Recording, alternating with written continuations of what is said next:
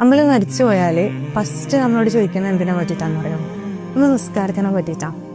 പഠിച്ചോ നിസ്കാരത്തിന് എത്ര ഇമ്പോർട്ടൻസ് കൊടുത്തിട്ടുണ്ടെങ്കിൽ നിസ്കാരം എന്ന് പറയുന്നത് എത്ര ഇമ്പോർട്ടൻ്റ് ആണ്.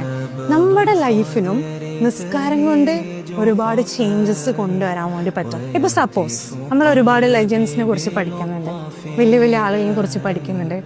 അവർ ചെയ്തിരുന്ന റൂട്ടീൻ നമ്മൾ നോക്കും അല്ലെ, അതുപോലെ കോപ്പി ചെയ്യാനും അല്ലെങ്കിൽ അത് നമ്മുടെ ലൈഫിലേക്ക് ഇംപ്ലിമെന്റ് ചെയ്യാനും നമ്മൾ നോക്കാറുണ്ട്.